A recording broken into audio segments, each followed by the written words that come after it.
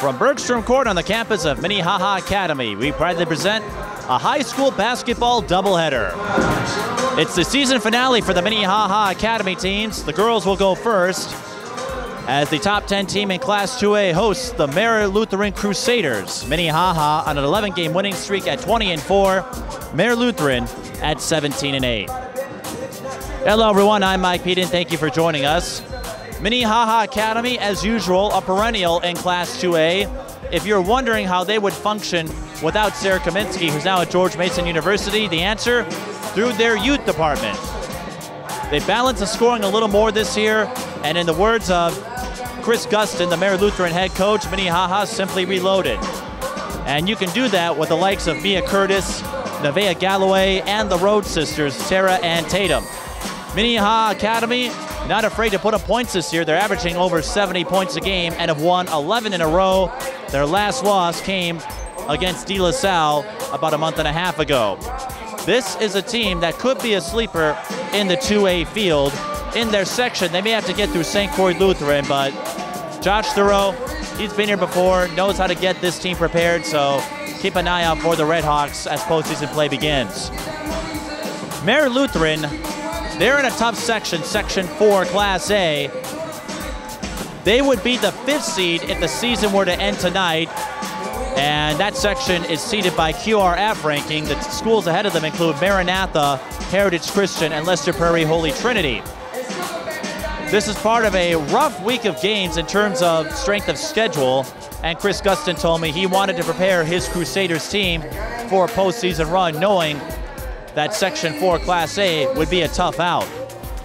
Leading the way is his daughter, Emily Guston, and Maya Chmielewski averaging 16.8. Emily Guston averaging 15.3. Chmielewski, as a junior, already holds a school record in steals, and Emily Guston holds a school record for career three-pointers. This is also a team that likes to score points. Last week, they had a 190 victory over Tri-City United, and they average about 70 points a game as well, so we could see a lot of possessions and a lot of highlights tonight. We'll have the starting lineups in a moment. You're watching high school girls basketball. Before we begin the starting lineups for each of our respective squads, if you would please rise, gentlemen, remove your caps for our nation's national anthem performed by Minnehaha's own Grace Anderson.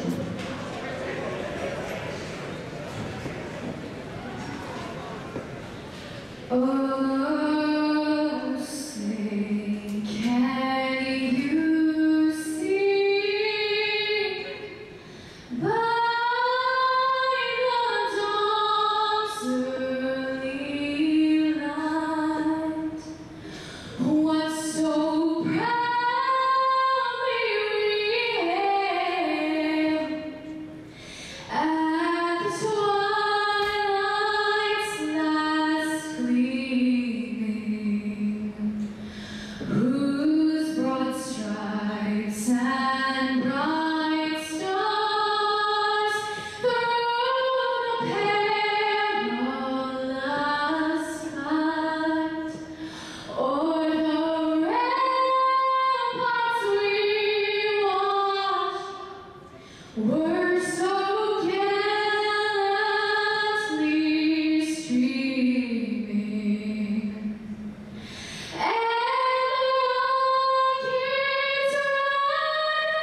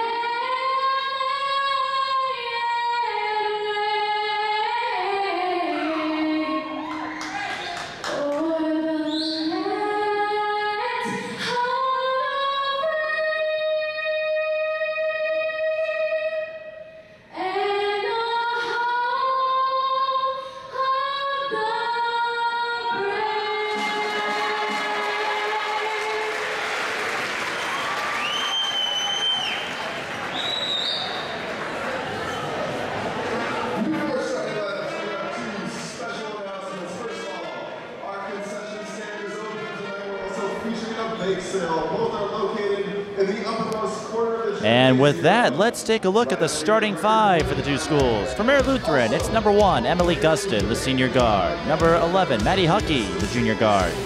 Number 22, Maya Chmielewski, the junior guard. Number 24, Nicole Klostermeyer, the junior guard.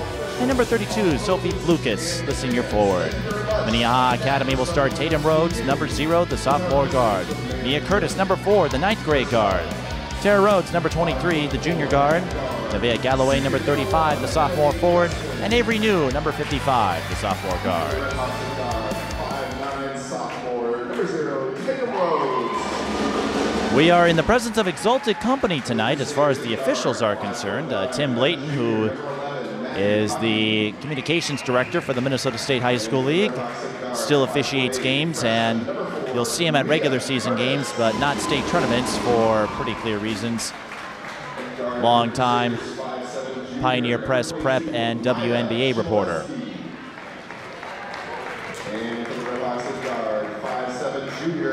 Minnehaha Academy, the number 8 team in 2A. They've had trouble breaking through to higher ranks with the likes of Plainview, Elgin Millville, Roseau, Norwood Young America, but usually the Class A and 2A field carries a degree of unpredictability.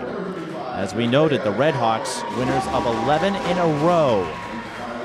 Their last loss, De La Salle, on Martin Luther King Day. All W's since then. In fact, they have yet to lose a conference game since moving to the Independent Metro Athletic Conference, also known as the IMAC. Still wondering if they are planning on an Apple endorsement. They recently came off a 5-point win over Chisago Lakes, a school that no longer has Carmen Backus due to the ACL injury. And only one bad loss if you go by margin for the Red Hawks. Not Holy Angels. New London Spicer, 75-53 back in December. The other losses were to Holy Angels, a 2-point defeat.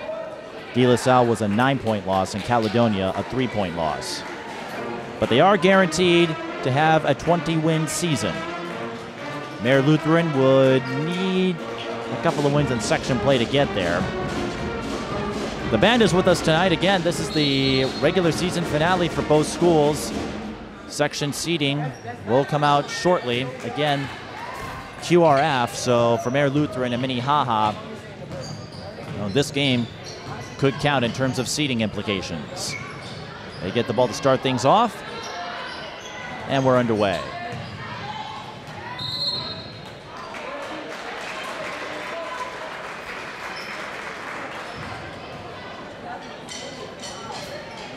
And they turn it over, so Mare Lutheran will get their first crack at it. Something to keep an eye on tonight. Nicole Klostermeyer is one of them, but Maya Chmielewski is 14 points away from reaching the 1,000 mark. And I presume if she gets there, they will stop play to honor that recognition. Minnehaha on the run, and our first basket goes to Tara Rhodes. Curtis with the dime.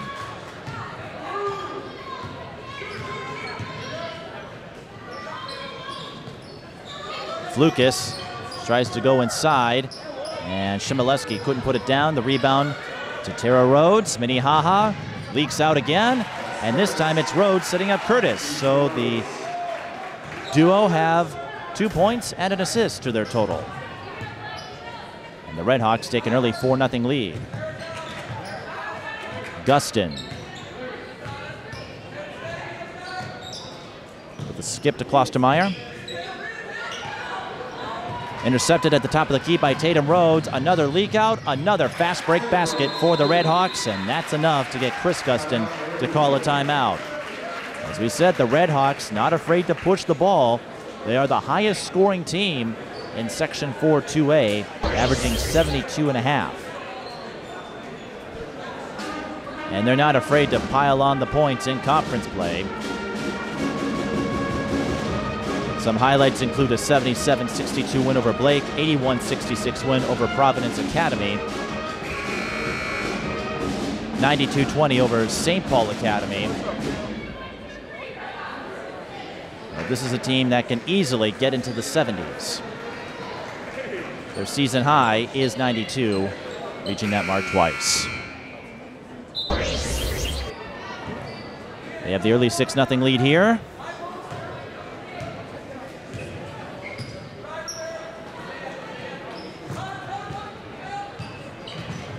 And Flukas was poked away by Tara Rhodes. It will stay with the Crusaders.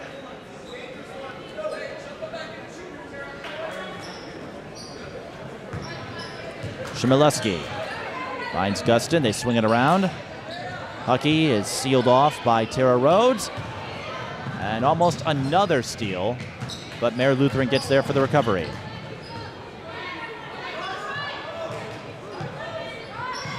Flukas goes to Klostermeyer, and she misses the three-pointer. Dead ball rebound to the Redhawks. A busy night for Minnehaha Academy and athletic director and head coach Josh Thurrow. 5 games in a span of roughly 6 hours here, with a pair of JV games, a 9th grade game between Minnehaha and Columbia Heights, and then the boys-girls varsity doubleheader.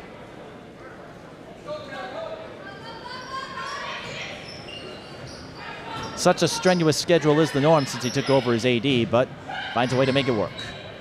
And Minnehaha is making their offense work on all cylinders. Tatum Rhodes hits the corner 3, and the Redhawks increase their start to 9-0.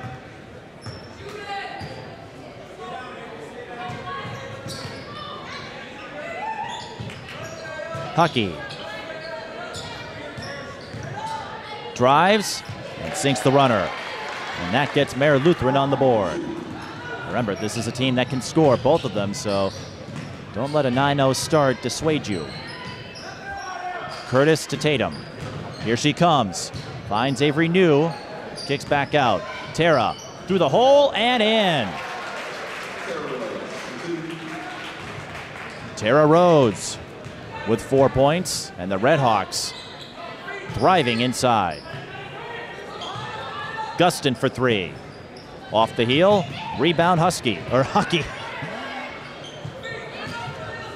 Chmielewski hits the mid-range J.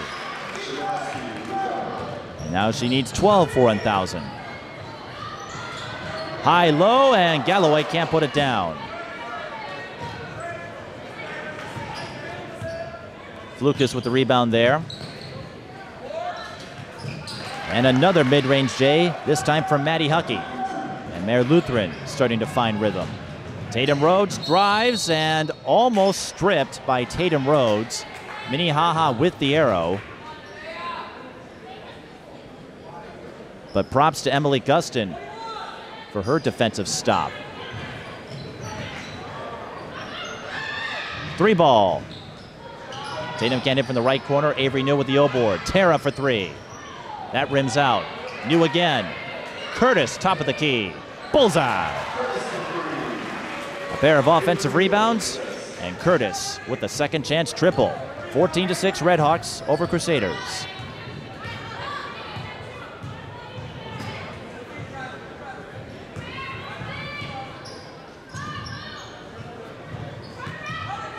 Klostermeyer out to Gustin.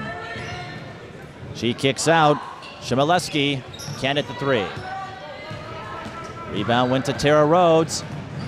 She's going to take it all the way, but come up short. Galloway can't corral the rebound.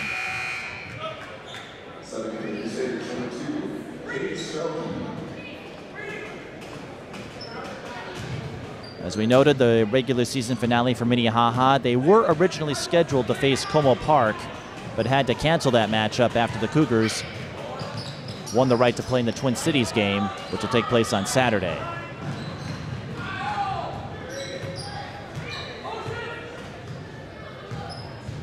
And you can't play more than 26 games, and that Twin Cities game will be the 26th for the Cougars. Klostermeyer with the steal. And she's left all alone. Chmielewski with an easy dime. And Klostermeyer gets on the board. Curtis tried to find Galloway. It's intercepted. Huckey will go coast to coast for the layup. And the Crusaders have drawn a 9-point deficit down to 4. Curtis for three. Yes. Mia Curtis up to 8 points already. She averages 16.1. On the other end, Mare Lutheran came up short there. That was number 2, Kate Strelke. Tara drives and gets the roll. Rhodes and Curtis have been hooking up nicely in the opening minutes. Chmielewski out to Gustin for three. Short rebound, Tatum Rhodes. Leaks out to Tara. And that pass deflected by Chmielewski, so that denies Minnehaha another fast break look. Kate Strelke may not be the strongest basketball player for the Crusaders, but she is the team's AAA award winner, the schools I should say. Galloway missing the layup. Avery New with the putback. And Josh Thurrow will call a timeout with 11:42 left. And Josh knows a thing or two about officiating. He's done several games for boys basketball, and as you may know, was one of the replacement refs in the 2012 season. Got to do a few NFL games. Still involved with that in the MIAC. Although I'm sure we'll find him in the Super Bowl one day. Now, Thurrow is a huge sports junkie. If it's a sport, he'll watch it. 2010 champion with these Red Hawks in Class 2A, and has gone to the state tournament almost every year since his tenure as a head coach.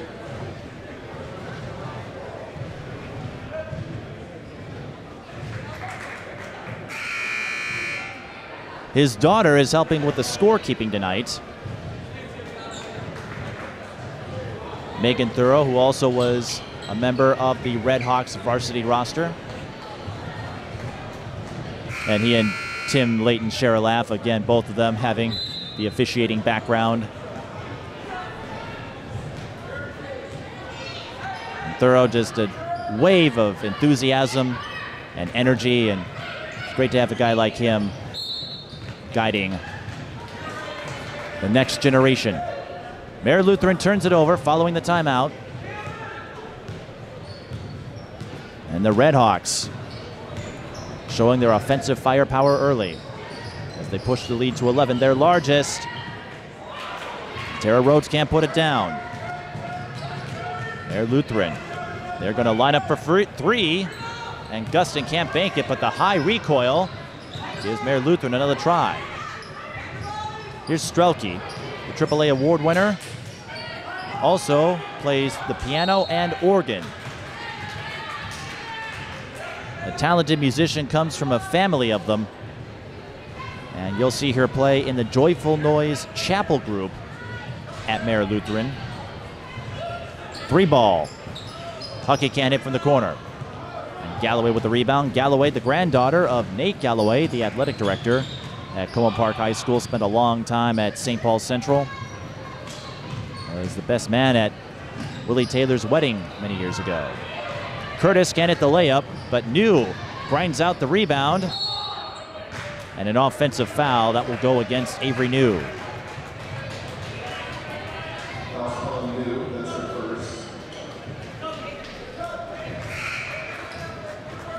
And Kayshana Barth Lofton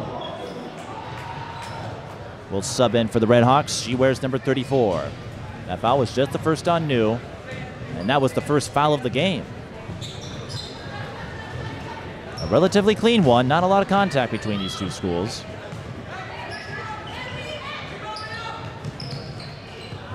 But I'll tell you this, well, Mare Lutheran's going to get a second chance put back as Chmielewski scores. But Minnehaha with the edge in field goal percentage. Curtis to Tara. She'll bounce it over to her sister Tatum. Tara's the older one. And this is a school that is not afraid to start these athletes young. A lot of varsity players who started since 8th grade. Another offensive rebound for the Red Hawks. The long skip was intercepted. And look at Tara Rhodes. Oh! Almost, well, she's going to get her own miss. And Josh Thurl calls a timeout because Tara was in a vulnerable position. How about that? Hustle with a capital H. So Tara gets the steal, gets her own miss. Would have been sweeter if she put it in, but Minnehaha not fooling around. Abe is liking what he's seeing.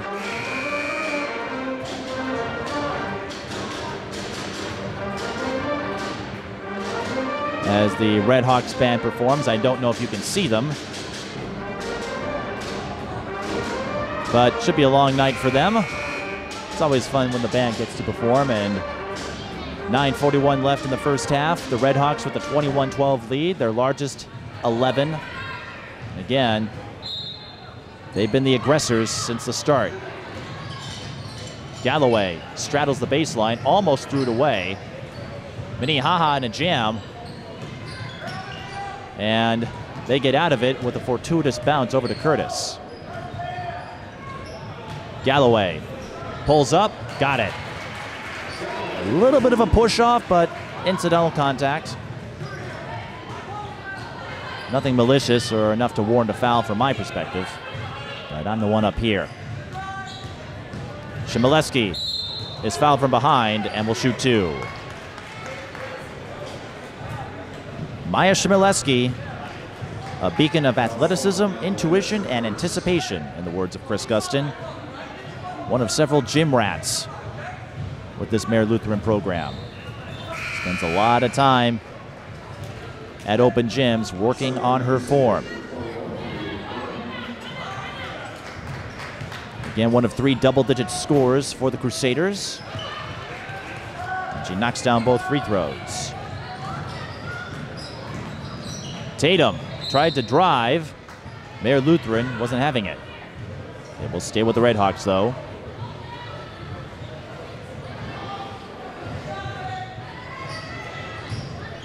Barth Lofton gets the Plinko bounce.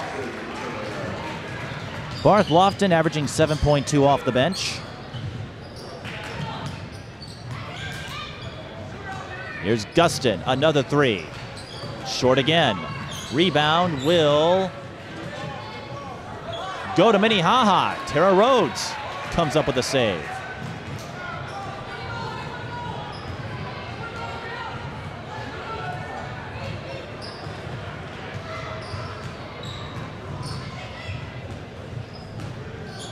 Curtis threads the needle of Galloway, or at least intended to. Barth Lofton got it, can't put it down, and Galloway will shoot two. Once again, Minnehaha winning the battle of the boards. And they've got a tall team to do it. Galloway at 6'1", Barth Lofton 5'11", and Avery New also at 5'11". Galloway averaging 11 points per game.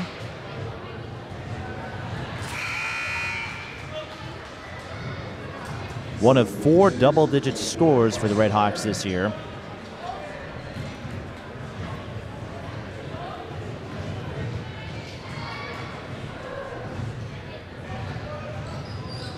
She knocks them both down.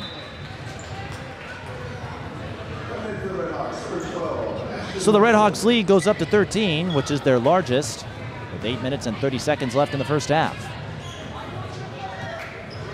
But again, this has come down to field goal percentage. Mayor Lutheran with a few open looks that haven't fallen.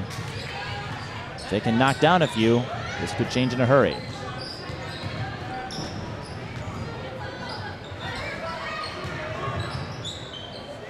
Caitlin Shipler on the floor for the Crusaders, number 20.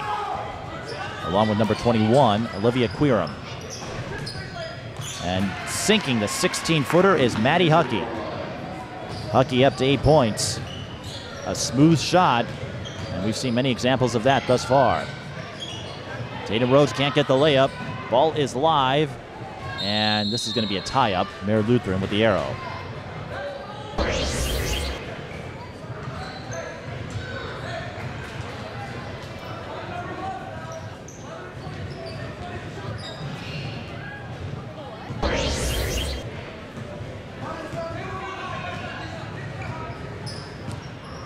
As we know, the Mare Lutheran in a loaded section, at least at the top, in Section 4 Class A.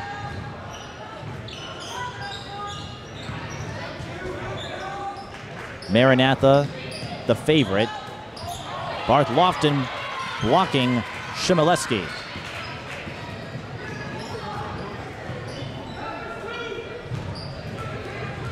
And making her first appearance is Ashton Hudson, the sophomore.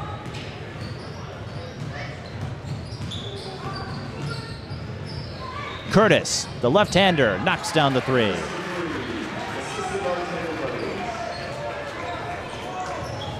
Three triples for Curtis, and the Red Hawks continued their offensive assault.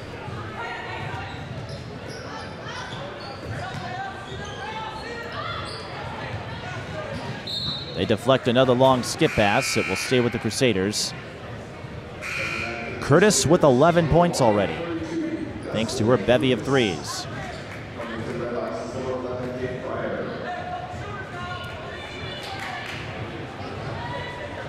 Minnehaha Academy going deeper into their subs.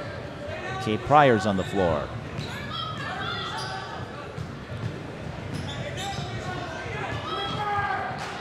Minnehaha, very active school, as Mare Lutheran throws it away. Often the recipient of several Minnesota Independent and Private Education Awards given by the Minnesota Independent School Forum, MISF. Among them was a project with the International Space Station. Unfortunately, they weren't able to complete that project because it ended up being destroyed accidentally. Ashton Hudson goes high off the window and in. And Mare Lutheran, no stranger to the MISF awards as well. Chris Guston was once a nominee for Teacher of the Year. Crusaders call another timeout as they trail by 16. Not the start they were expecting. As we noted, Mare Lutheran figures to have a tough out in Section 4 Class A.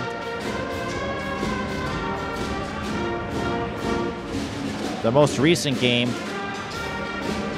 was against Mountain Iron Buell on Monday. They lost that one by 13. Mountain Iron Buell, the top team in Class A. Their only loss was to Roseau, the #1 team in 2A. They lost to Norwood Young America by 20. Norwood, one of the top teams in 2A. Heritage Christian, they lost that one by 10. Heritage could be a sleeper in Section 4 Class A this year. They had a 2-point defeat to Lester Prairie Holy Trinity, and then a couple of losses to 2A schools, Jordan and St. Peter. All three of them were close, so this is a Mare Lutheran team that could be a wild card in their own right. But they are getting their butts handed to them right now with 6:06 left in the first half.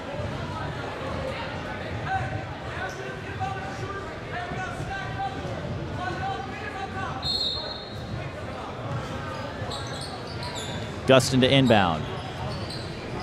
Another block, and it will stay with the Crusaders once more.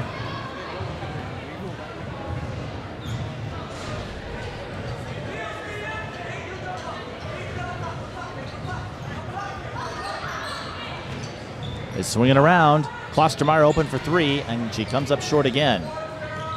Reaching for the rebound was Emily Guston, and that effort pays off with the layup. Minnehaha on the other end. Can't knock down the three. Kate Pryor tried to go up. Avery New back on the floor, and she shows her cleanup prowess. 34-18.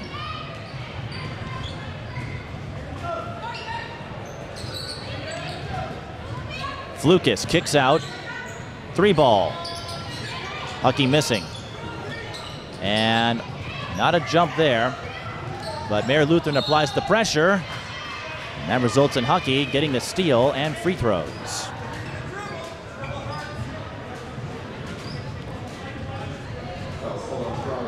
Huckey with the ability to penetrate and hit shots from the outside, in the words of Chris Guston. She averages 15.2 a game, 65% free throw shooter.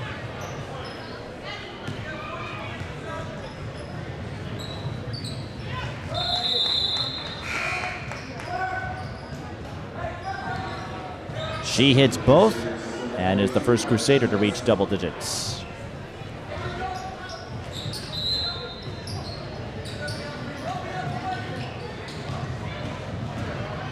Curtis at full speed, kickball. The Redhawks, as you know, just one state title, but a lot of history. Before Sarah Kaminsky, you had Nicole Nipper, who was a leader for the Redhawks. Caitlin Adams, who played at Liberty. Rachel Hansen, who went to Concordia St. Paul. They're Lutheran forcing the turnover. Looking to get some momentum, and they just might. Chmielewski knocks down another one, and she is 6 points away from 1,000.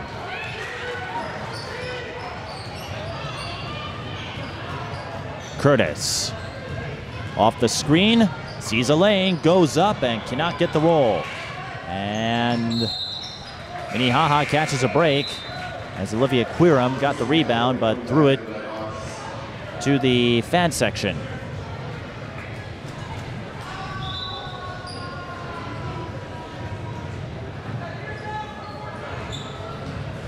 New spin move, and she's fouled by Flukas. New averaging just 6.7 a game.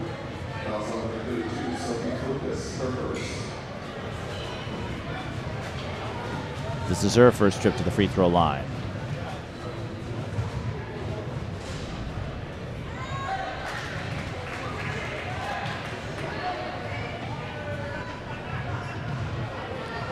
If you go further back into Minnehaha's history, you may come across the name Abby Smith. Played with the team for 3 years. Went to Concordia for her graduate training. Minnehaha bringing the full court press. And here come the Crusaders. Flukas completes the reverse. And looked pretty, but it goes in, and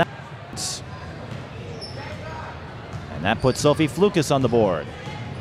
Curtis attacks again, and once again comes up empty. And Minnehaha going for the steal, and it results in a foul on Tara Rhodes. Redhawks had 2 to give. And Abby Smith hung around for a few years, now works in Kansas City. And when she's not at her day job, she was once a member of the Minnesota Machine women's football team. Now she plays rugby. Still has fond memories of Josh Thoreau, and most of the alumni over here do.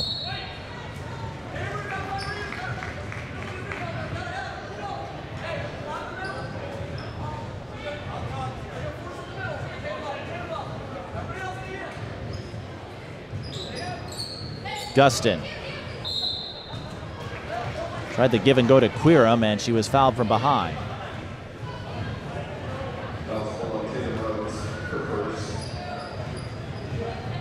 Crusaders still with 1 to give, but free throws are coming for Olivia Quirum. Doesn't shoot all that well, 57%. And averages 5.4 off the bench.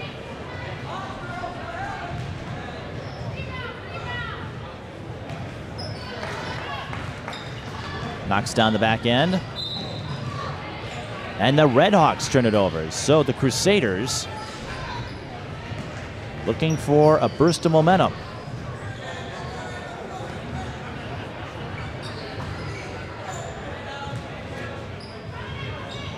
Huckey for 3. Yes!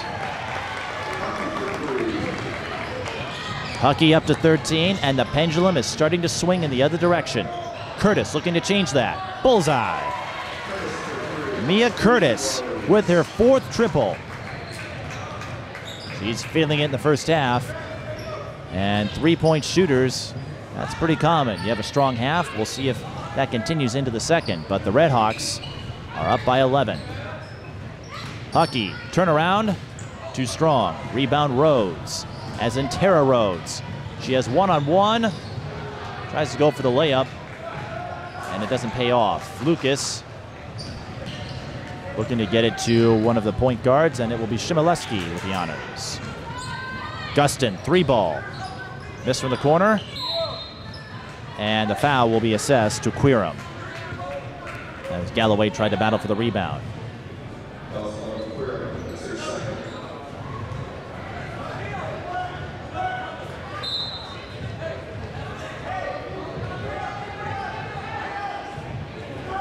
Couple of changes as Strelke and Klostermeyer return to the floor for the Crusaders.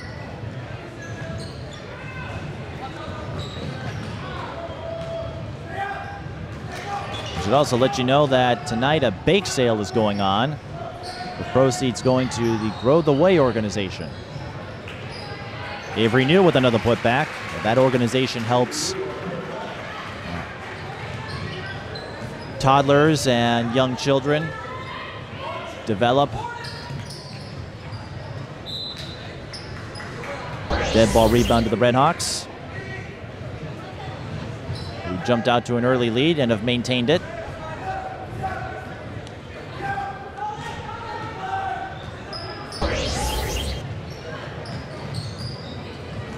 Curtis sees a lane, goes for it, and will shoot 2.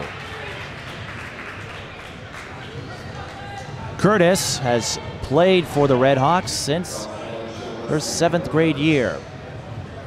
As we said, with Minnehaha and other private schools aren't afraid to go with this strategy. Holy Angels comes to mind. They're not afraid to start their players young if they feel they have the skill, and Mia Curtis certainly demonstrating that as she continues her varsity career, averaging 16.1 this year, and who knows what's on the horizon. We mentioned the state tournament history in this sport for Josh Thoreau. He added another state tournament trophy to his resume last spring when the Redhawks baseball team won. Avery New gets the steal, finds Galloway, and she'll be sending a thank you card to the rim after this game. A 17-point advantage for Minnehaha Academy.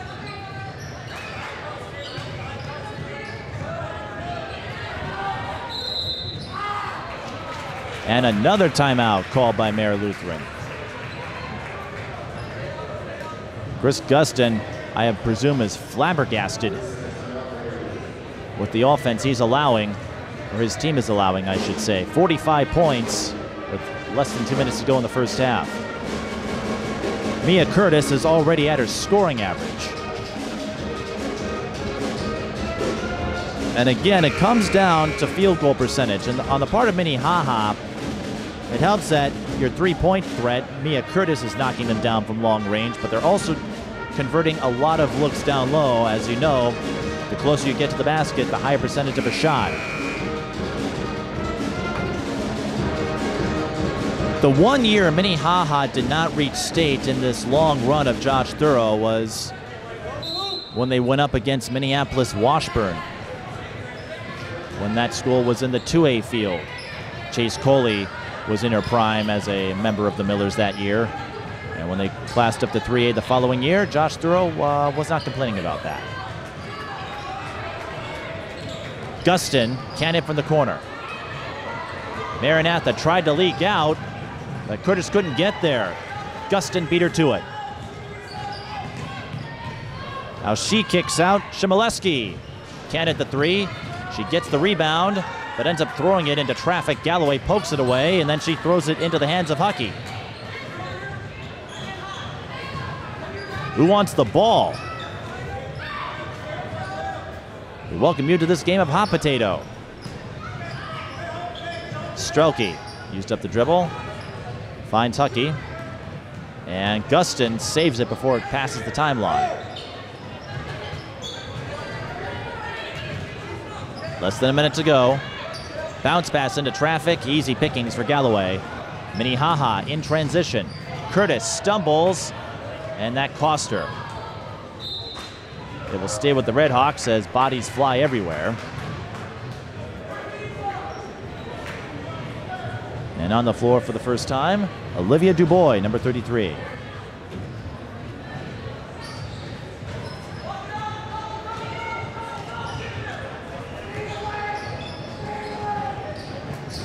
Curtis deflected, and That will be a turnover forced by Mare Lutheran.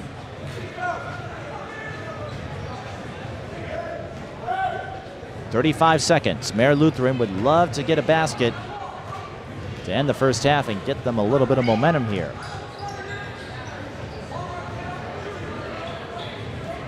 They've been throttled by the up-tempo game from the Redhawks. Gustin, turnaround, another miss. Gustin struggling from the floor. But Kate Strelke was there for the O-board, and she will shoot free throws. Strelke in the top 10 in her class for GPA. She's a senior, and her uncle is a professional yodeler. Helped record a version of It's a Small World for the Disney theme parks.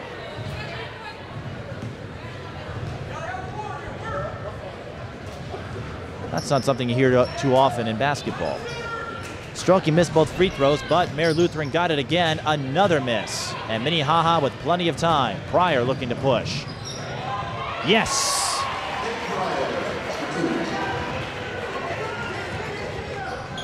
Deep three doesn't go in. It's been all Minnehaha since the opening tip.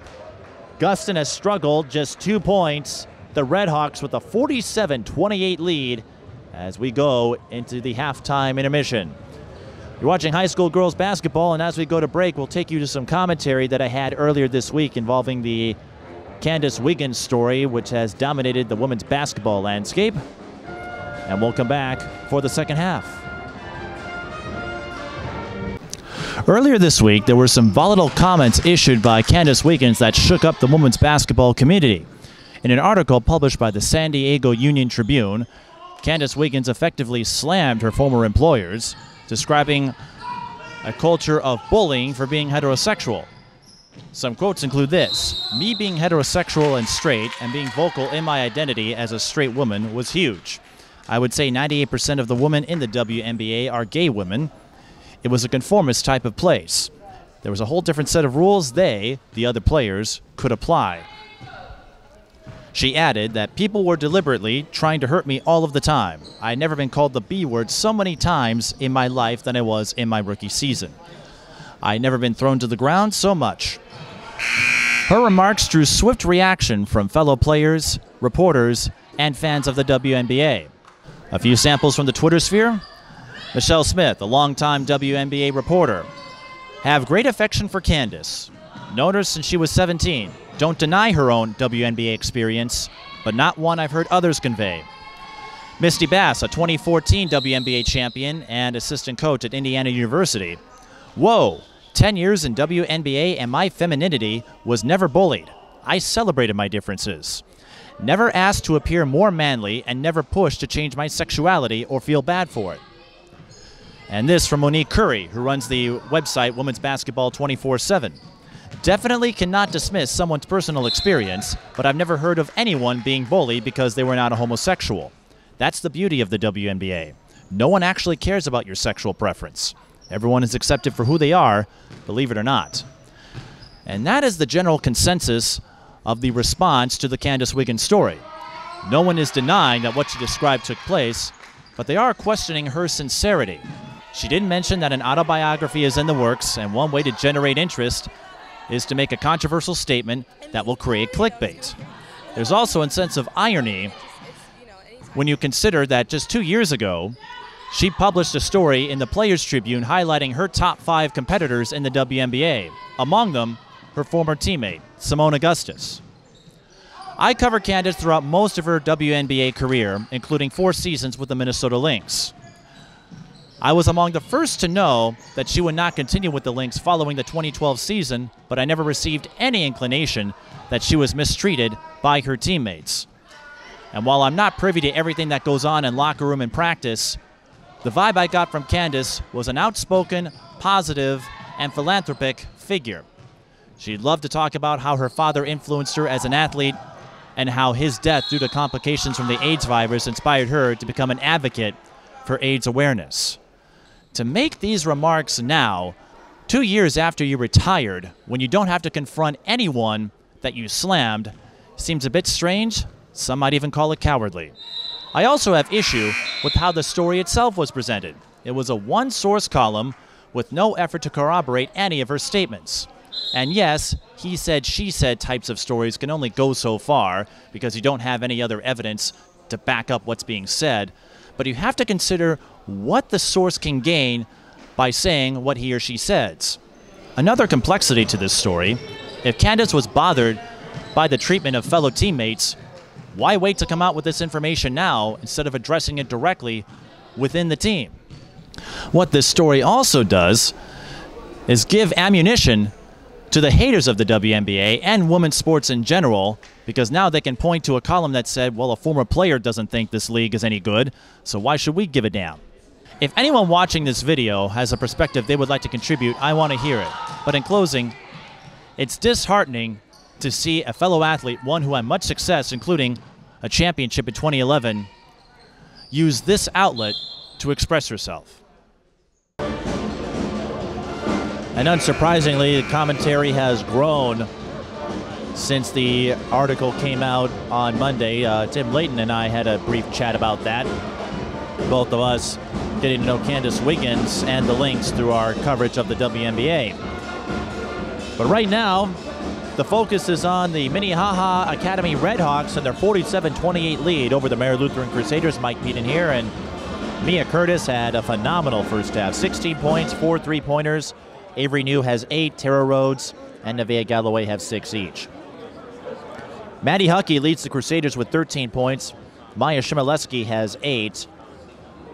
And that's about it in terms of notable numbers on the offensive side. The Crusaders looking to get one more quality win, which might be enough to boost them into the 4th slot for Section 4 Class A. Again, they're seeded by QRF. Minnehaha looks like they'll get the 2 seed, but the QRF is not the sole metric. I have to imagine Minnehaha will be the favorite to get out of Section 4 AA. Although St. Croix Lutheran has posted some strong wins as of late, including a big one over Holy Angels. Minnehaha relentless in their attack, although it comes up empty there. Gustin with the rebound.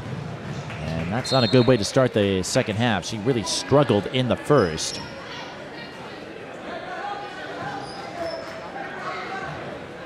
Held to just 2 points. Gustin coming in, averaging 15.3.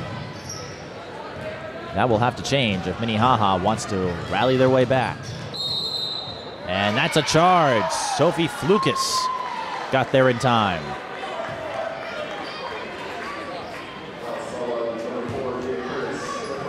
Just the first foul on Curtis. Nobody in serious foul trouble.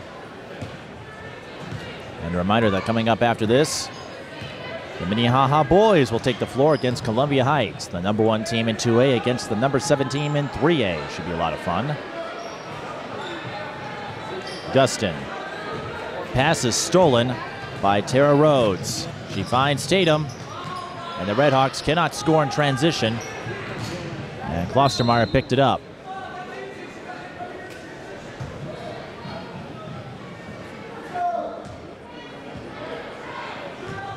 Redhawks winners of 11 in a row. The Crusaders have lost 2 of their last 3. But they do have that 190-point game over Tri-City United. I talked to Chris Gustin about that briefly, and he said, well, that's what happens when you score a lot of points, hit a bunch of shots, and don't play defense. Well, as long as you get the win, you'll take that effort.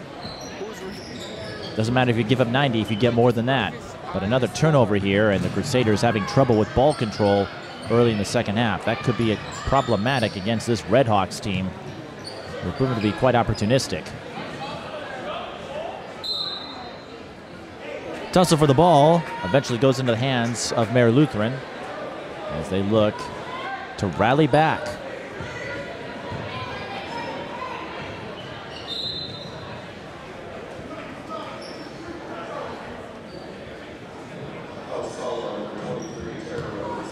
Tara Rhodes called for the reach-in, her second foul.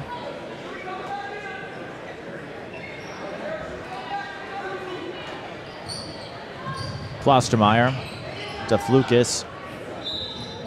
Count it for Maddie Huckey.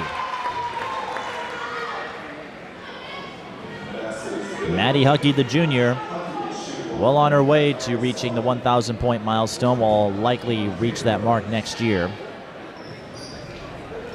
Doesn't take a lot of time for the free throw, but an O board for the Crusaders.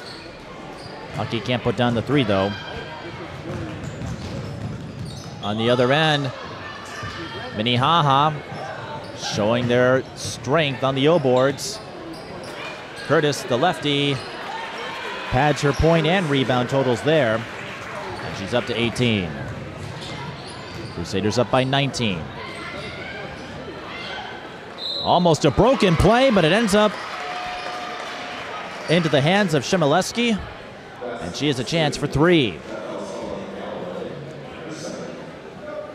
So Minnehaha getting a little grabby here in the opening minutes of the second half. Another miss. The Crusaders have missed their last 4 free throws. New attacks and will shoot 2. So the action getting a little more chippy in the second half. Avery New, 2 of 2 in her first trip.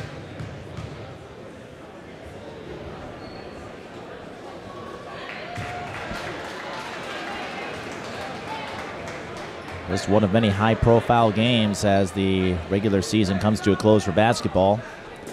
De La Salle and Champlain Park, the #1 team in 3A and 4A going at it. Another action tonight. We had Como Park and Cromwell Wright earlier this week. The Cougars knocking off the Cardinals there.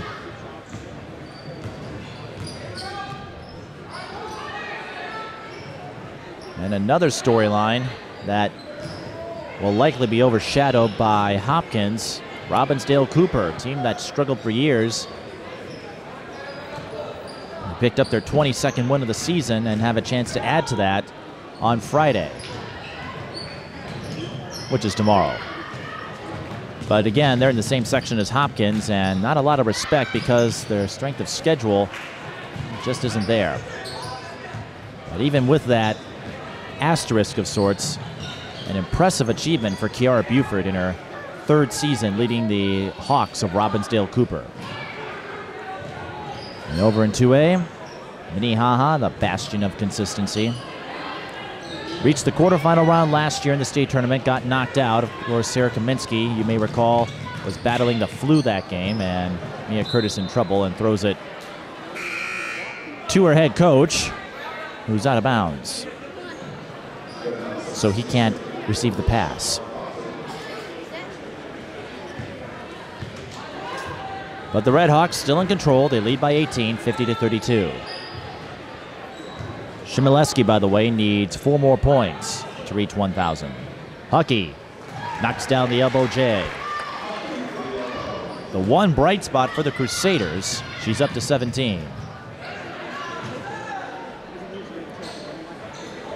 The Rhodes sisters looking to set things up. And here comes Curtis off the screen. Doesn't see a lane. Pump fakes, goes to New. And a foul on Flukas. Didn't look like there was much contact up here, but that's the call, and free throws are coming for the sophomore. You don't see too many guards at 5'11". Another piece of history with this Redhawks program, even though she didn't put up a ton of points, it was Gracia Gilreath, who was a master distributor. And I mentioned Gracia because a couple years ago I covered the Minnehaha Minneapolis South game, and Gracia's mother was next to me, and I was rattling off all of these notes about Gracia and where she was going, and that freaked out her mother, who was wondering, how in the world did I get a hold of this information? It proved to be a comical moment once she figured out that I was broadcasting the game. Avery New knocks down both free throws. She is 5 of 6. And the Redhawks push their lead back to 18.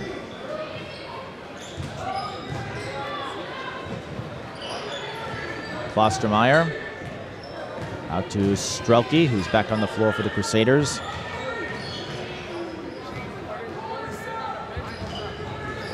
Gustin kicks out.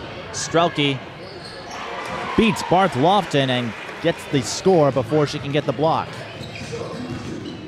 That's the first field goal for Strelke. Minnehaha with a three-point play chance on the other end. It's Tara Rhodes.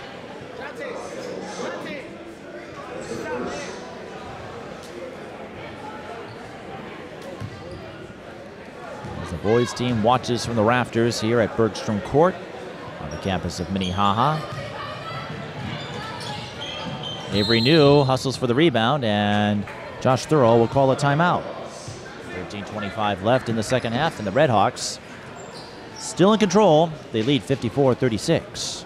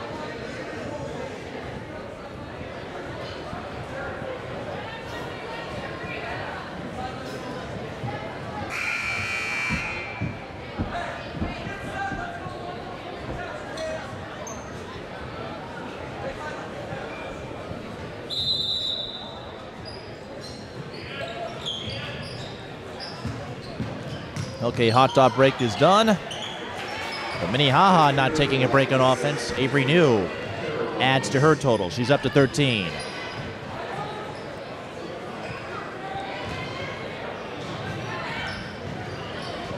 Chmielewski finds Klostermeyer, and New comes up with the block. Minnehaha with another leak out. It's Curtis. She's struggled a bit as of late, but more free throws coming for the Redhawks.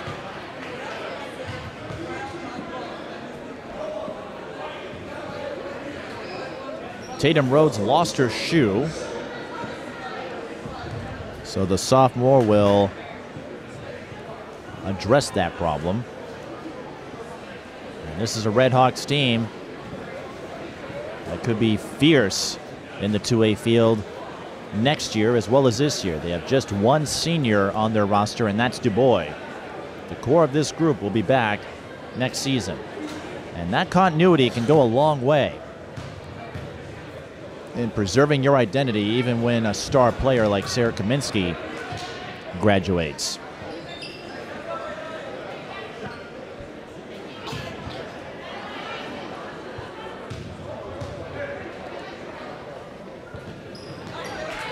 Redhawks lead goes to 21 as Tatum Rhodes gets the back end. Huckey open for three. She can't hit it. Rebound one. Well, it was for a moment by the Crusaders. A jump. And the Crusaders with the arrow. Chmielewski lost control briefly. Still looking for help from Gustin.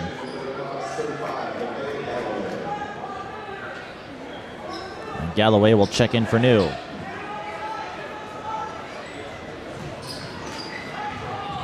Barth Lofton swats the inbound pass and steals it. And Minnehaha with another leak out, and once again, another Miss Bunny. And that's got to be bewildering for Josh Thurl. Minnehaha with several chances to knock down transition looks, and they've come up empty. Again, not a huge concern considering their comfortable 21-point lead, but you don't want to have a lapse in efficiency in the closing stages of the season. So as we noted, section play is a whole different animal. Curtis, step back. Off the heel, rebound, tipped into the hands of Strelke. Gustin on the leak out. Goodbye. Emily Gustin.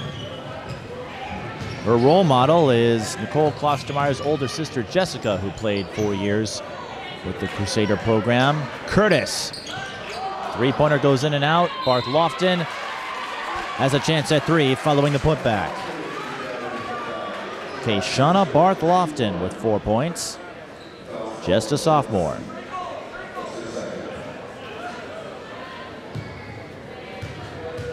And Brooklyn Center in attendance tonight to scout the boys' game. Barth Lofton missing the free throw. Brooklyn Center in section 4-2A. They put up a pretty strong season. Chmielewski rips the O board, and Mayor Lutheran has nothing to show for it. But they get another chance. And making the most of it is Maddie Huckey.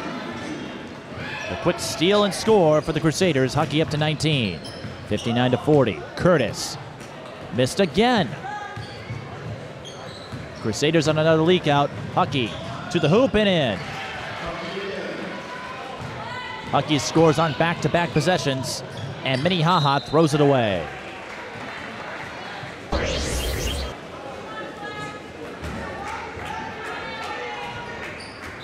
Could this be the makings of a Crusader run?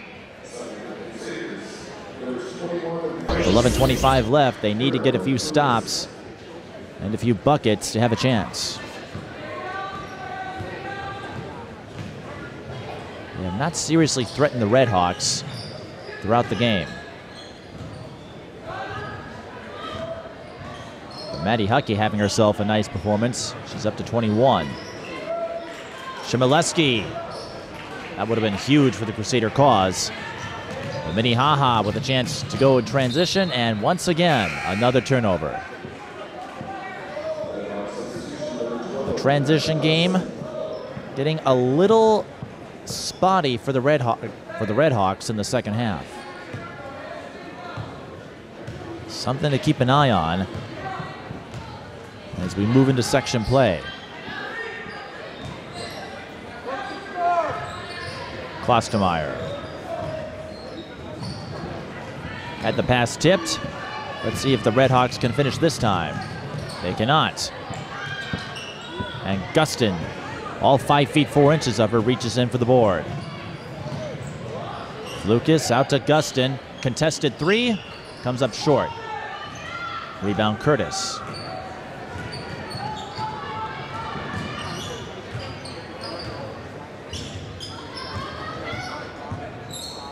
Curtis cuts through traffic, but missed another layup.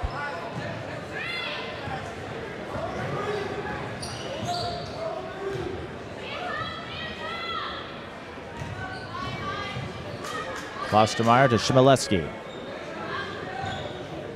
They swing it around. Chmielewski fakes the three, pulls up. Galloway stays on it for the block. Flukas, turn around, yes.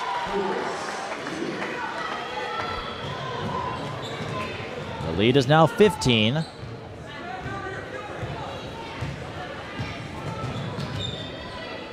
And let's see how the Redhawks respond to a dose of adversity.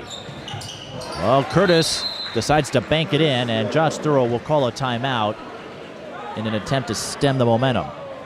But his Redhawks still lead by 17.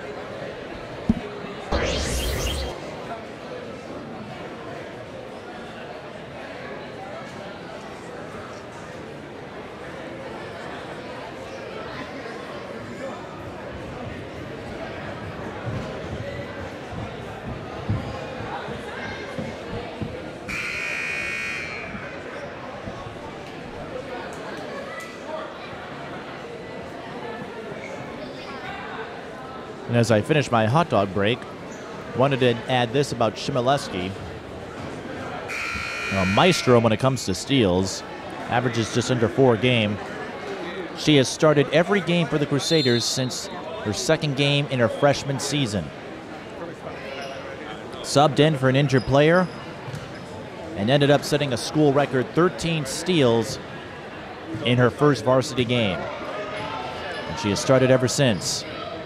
A high school version of Brett Favre taking over for Don Mikowski, if you will. Lucas took a tumble. Chris Guston having a word with Layton. It will be Minnehaha ball. I guess the more famous example, Wally Pipp, who was replaced by Lou Gehrig.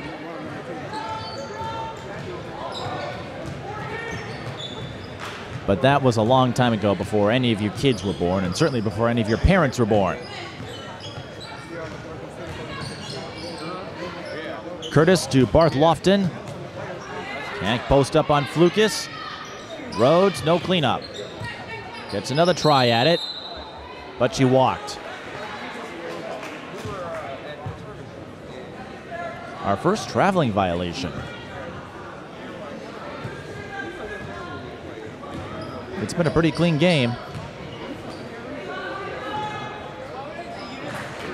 Guston, the long skip. Minnehaha reads the pass.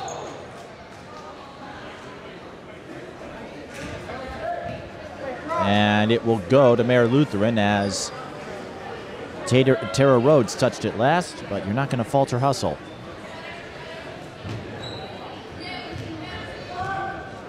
.8:35 and counting.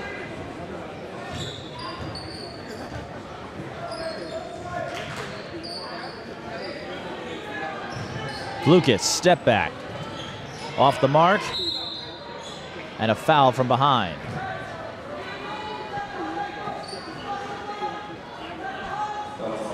Flukas has been part of Chris Guston's program since 5th grade in the traveling basketball days. Good passer for a post.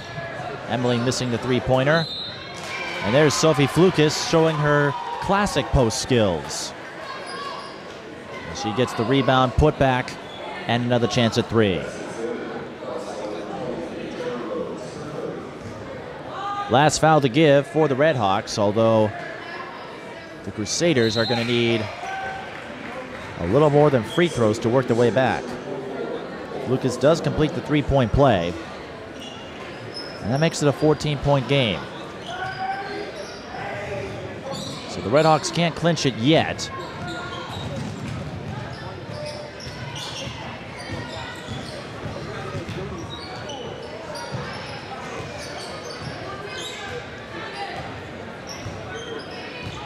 But they do have the option of milking clock. Galloway for three. Off the window, and another stop for the Crusaders. Chmielewski. To Klostermeyer. Tried to go baseline. Galloway read the pass and picked it off. Tara Rhodes to Curtis, the give and go, and Curtis finally gets a transition look in the second half. Curtis up to 22. Another steal. Tara Rhodes in transition. Tries to draw the foul, doesn't get it, but she does get the 2 points.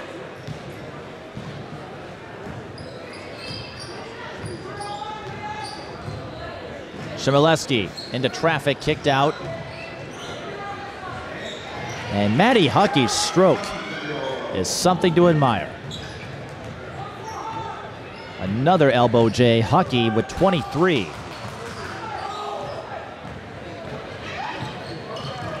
Minnehaha tries to go high-low, and it was poked out of bounds by the Crusaders. Tatum Rhodes and Caitlin Shipler return to the floor. Galloway pulls up, did not get the bank. Klostermeyer gets the rebound. Chmielewski drives and was hacked by Galloway. 2 free throws.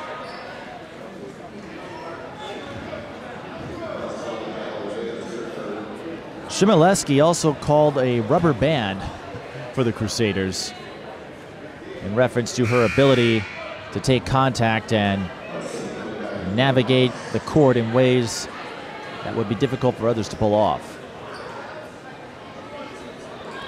Foul's the third personal on Galloway. And Chmielewski blanks from the free throw line. An inopportune time for that to happen. If Chmielewski can't get to 1,000 tonight, she very likely would in the first round of sections. And the Crusaders get called for the foul. That is their last to give. We'll go against Chmielewski.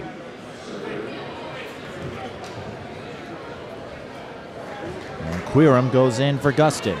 Or I should say the other way around.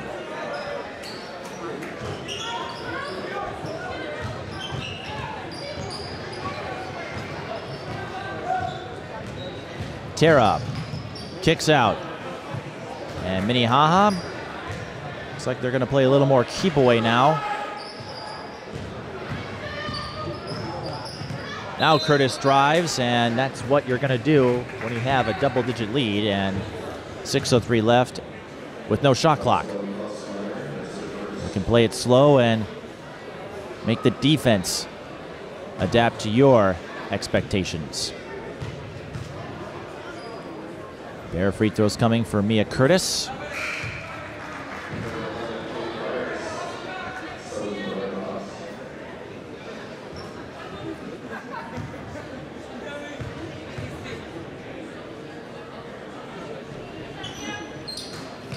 She splits. Does Mare Lutheran have a run in them? That's the question.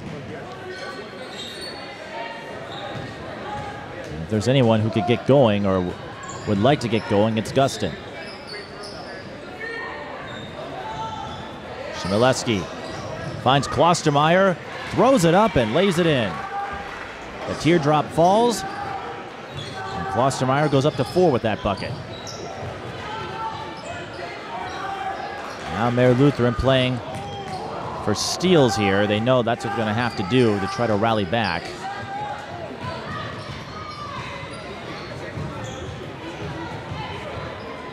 Again, Minnehaha will try to draw the defense out and look for a lane to attack. Tatum Rhodes sees one. Rebound Pryor, and she cleans up the mess. Good heads-up move by Pryor. Chmielewski knocks down the triple.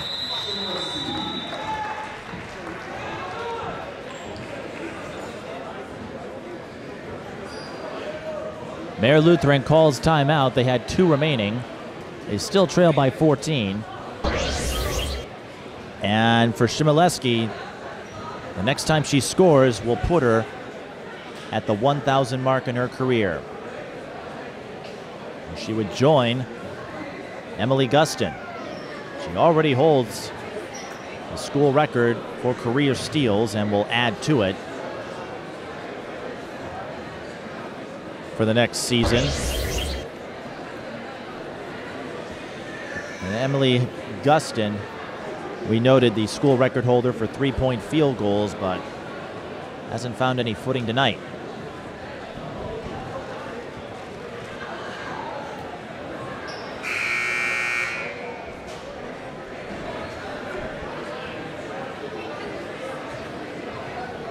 The boys' game will take place after this, as the #1 team in 2A looks to end their regular season on a high note.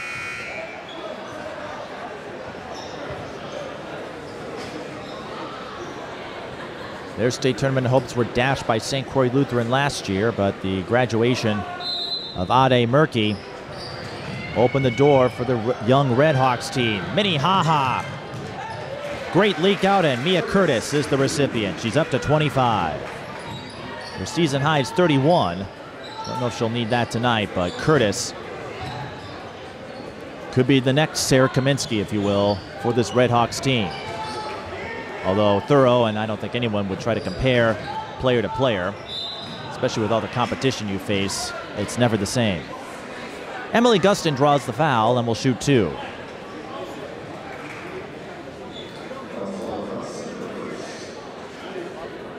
The foul on Ashton Hudson.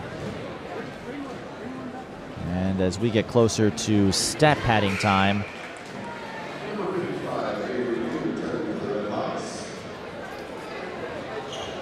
as I examine the section brackets in 4A and 4AA. 4AA is going to be a two-horse race between St. Croix Lutheran and Minnehaha. And for what it's worth, the Redhawks destroyed the Crusaders of St. Croix Lutheran last year.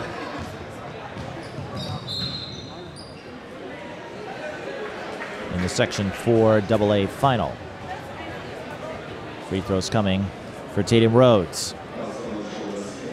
In Section 4A, Maranatha looks to be the favorite. They did stumble a bit on Tuesday, losing to De La Salle in a big way, unable to contain their three-point threats.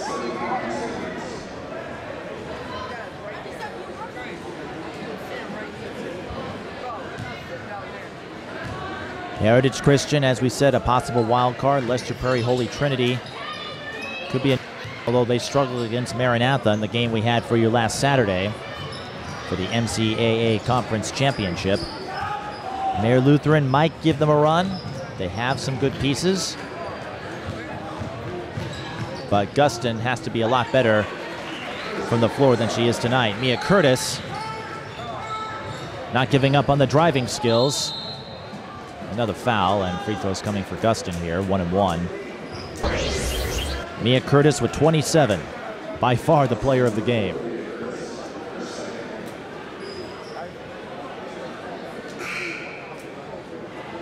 So in all likelihood, the Redhawks will end their season on a 12-game winning streak. And they're hoping to have a better fortune in the 2A state tournament. Of course, if they get there, there will be no one and done with the consolation bracket.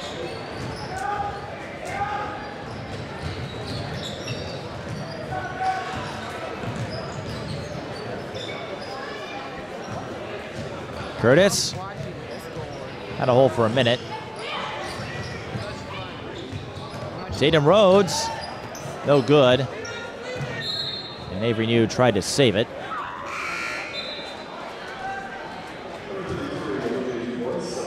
Redhawks scored the first 9 points of the game and never looked back. Mayor Lutheran got a little bit of help from the likes of Maddie Huckey, who has 23, but not enough consistency. Chmielewski with the reverse, and play is going to stop because she has just crossed 1,000. Chris Guston will use his last timeout. And here's the recognition from the public address announcer. Chmielewski has eclipsed the 1,000-point mark for her career. She is the fourth girl in school history to join the 1,000-point club. Please give her the applause that she deserves. And Tim Layton is even joining in on the applause. You may have heard from the PA announcer. Chmielewski is the fourth Crusader out of Mayor Lutheran to reach 1,000. One of them is her teammate. Maybe a loss tonight for the Crusaders, but Chmielewski with a piece of history.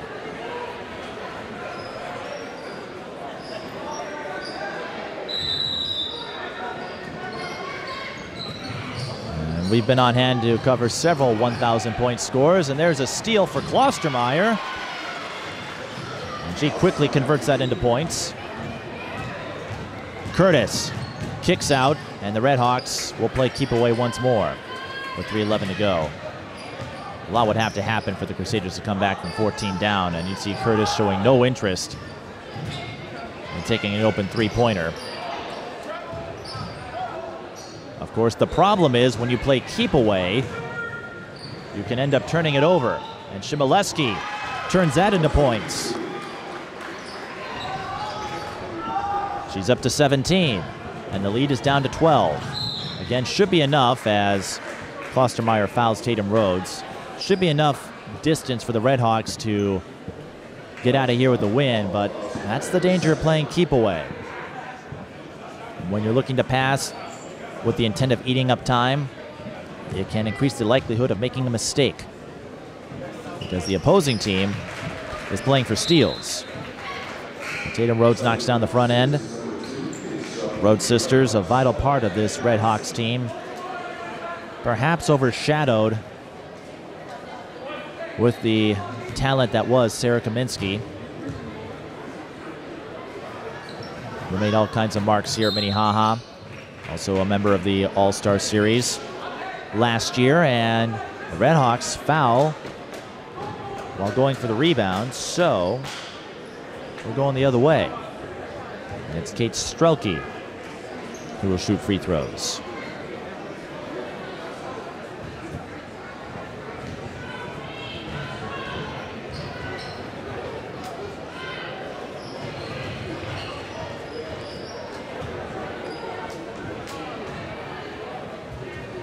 It is double bonus for the Crusaders.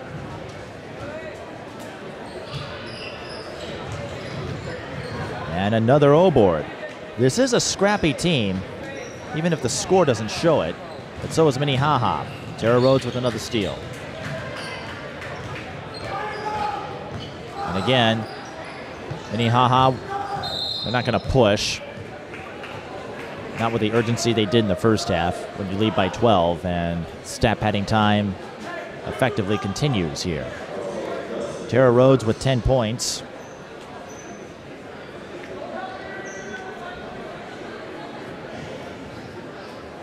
So retie her laces.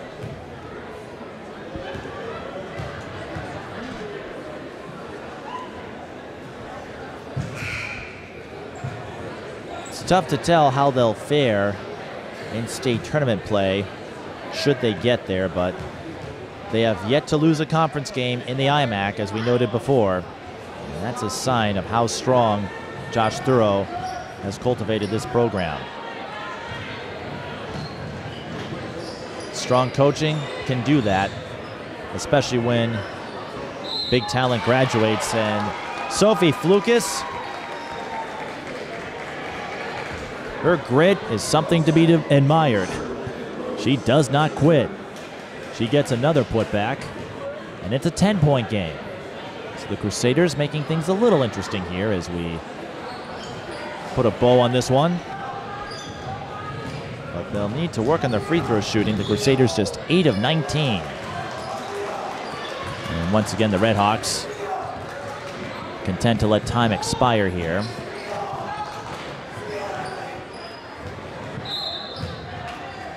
And Curtis is fouled by Gustin. She'll have a chance to add to her total here.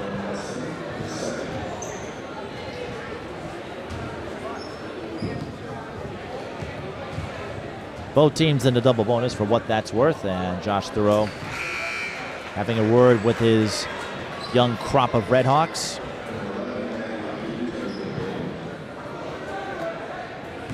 Thurow, the face of this Minnehaha team, and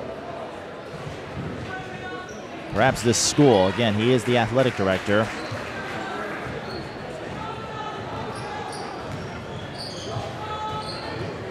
Curtis knocks down both. That puts her up to 29. Gustin missing the 3. Rebound. Maddie Huckey has one of the best mid-range shots I've seen since perhaps Candace Dupree, who was just traded to the Indiana Fever. Dupree is money from 15 feet, and Huckey is money from that range tonight. She shoots 41% from the floor. It feels like it could be more, though, with how many she's knocked down tonight. Huckey with 25, and even if the Crusaders come up short, it's a great tool to have in your arsenal. And the Red Hawks have a great one in the budding freshman, that is Mia Curtis.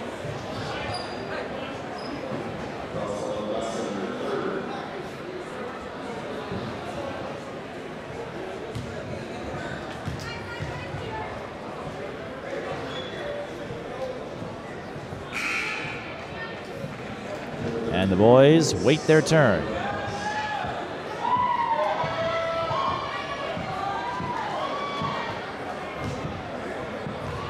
They've been waiting for a while. Curtis misses both free throws. The Red Hawks struggling a bit in the second half, but with time winding down, that should not be a problem. Gustin Pump fakes, fires, bullseye. Well, don't write this one off just yet. Gustin's triple makes it a 7-point game, and now the Redhawks may start to wince a little bit here. Gustin commits her 4th personal foul, so one more and she's out. But with the Redhawks struggling from the line, the Crusaders still have a window. And comebacks of this magnitude are unlikely but possible. An example in boys basketball, or men's basketball I should say, was Nevada beating New Mexico from a 14-point deficit late. Earlier this season I was on hand to see the Osseo girls come back from 23 down to beat Bloomington Kennedy. And with Tatum Rhodes missing free throws, and now a foul on Tatum Rhodes, so Maya Chmielewski can go to the line and make this a 5-point game.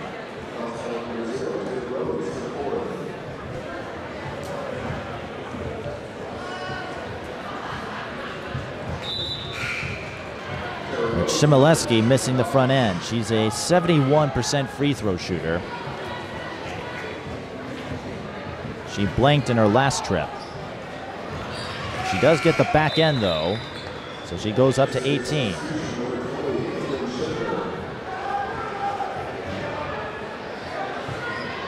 (76-70). What looked to be a Minnehaha runaway is getting a little more intriguing here. Again, Minnehaha still in the front seat. And Gustin displeased with herself. Didn't see the ball coming. That could have been a big steal, but we have less than a minute to play, and it's not over yet.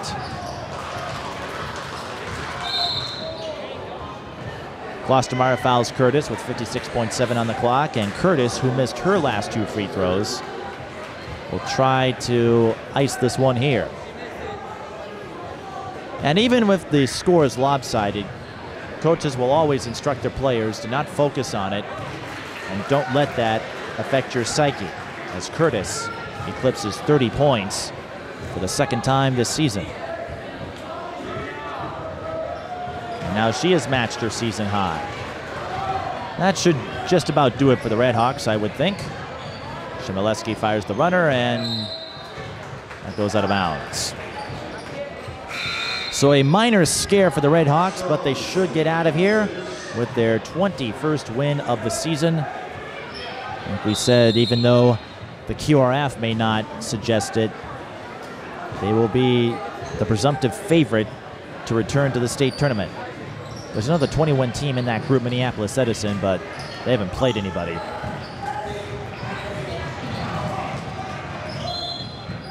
And Emily Gustin fouls out. So she will finish with 8 points.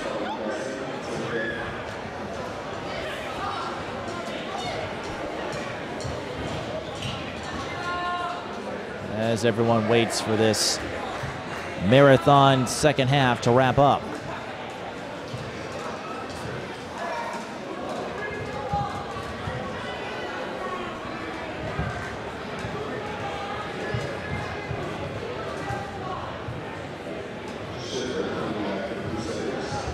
Caitlin Shipler will finish the game.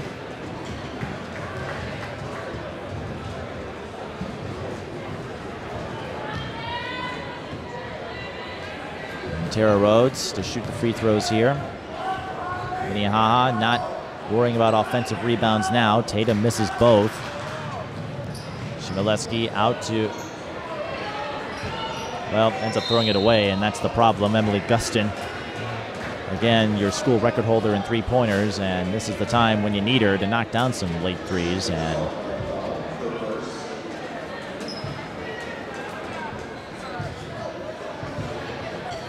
watching time slowly tick away here as we're still waiting for this to wrap up.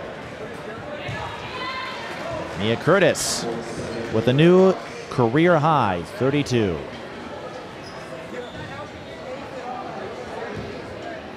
Maybe a quiet one, considering all the free throws that the Redhawks have shot as of late. But she now has 33. Chmielewski missing the runner. Will stay with the Crusaders. And the Redhawks, thanks to Curtis, have eclipsed the 80-point mark.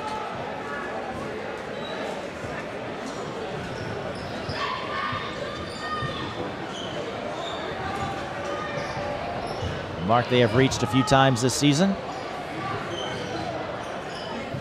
Lucky missing the three-pointer.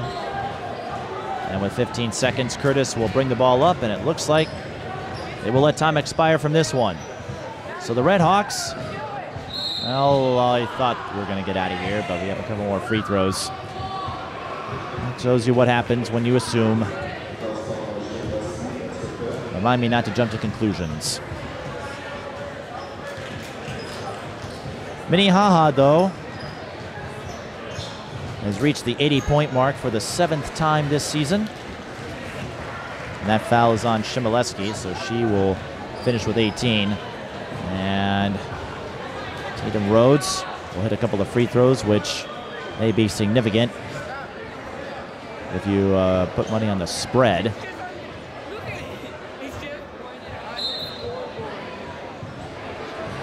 Meanwhile, some kids are fascinated with my scoreboard camera, wondering what it's doing there. And then they see the LCD and notice that it's some kid is mesmerized by it. That's interesting. There, Lutheran misses a three, and Tatum Rhodes missed the free throws on the other end, but that's inconsequential. The Red Hawk girls end their season with their 12th straight win. They'll end the regular season at 21-4. 80-70 is the final over Mayor Lutheran. Mia Curtis, your high score with 33 points, a new career high. Avery New had 13, and Tara Rhodes had 10. Mayor Lutheran, your notables, Maddie Huckey with 25, Maya Chmielewski with 18, and becomes the 4th Crusader to reach 1,000 points. We'll try to get a word with Mia Curtis at halftime of our next game as the boys get ready to take the floor. The Red Hawks will face Columbia Heights. We'll have that game for you in about 20 minutes. So until then, thanks for watching, and we'll see you shortly.